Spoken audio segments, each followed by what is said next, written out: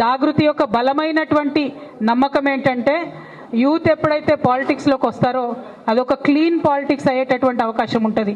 Political background లేనటువంటి వారందరికీ కూడా పాలిటిక్స్లోకి వచ్చేటటువంటి ఒక ప్లాట్ఫామ్గా తెలంగాణ జాగృతి రేపు మారబోతా ఉందని ఈ సందర్భంగా మేము తెలియజేస్తా ఉన్నాం.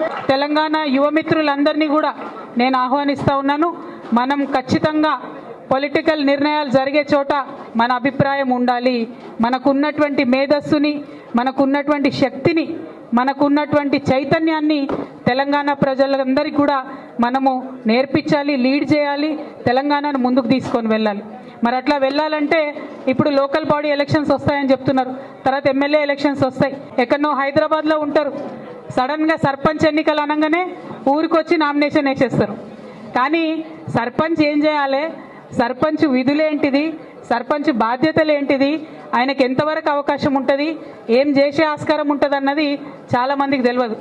మేము ఎంపీగా ఉన్నప్పుడు, ఎమ్మెల్యేలుగా ఉన్నప్పుడు చూస్తూ వచ్చినాం, ఎమ్మెల్సీగా ఇప్పుడు కూడా నేను చూస్తున్నా. ఏదన్నా ఒక ఊర్లో ఫీల్డ్ అసిస్టెంట్ గట్టోడు ఉన్నాడు అనుకో, సర్పంచ్ ఏం నడవనటువంటి పరిస్థితి ఇలా చూస్తున్నాం మన ఊర్లలో. చాలామంది మిత్రులకు సర్పంచ్ అయితే ఏం చేయాలనో తెలియదు, సర్పంచ్ కావాలంతే. కానీ గెలిచినాక మరి ఊరికి కావాల్సిన పని ఎట్లా చేయాలి అది అర్థం కాదు. ఇక లీడర్ అనే ప్రోగ్రాం అదే చెప్తుంది, సర్పంచ్ బాధ్యతలు ఏంటిది, నువ్వు సర్పంచ్ అయినావు గ్రామానికి అంటే సర్పంచ్గా ఏం చేయగలుగుతావు.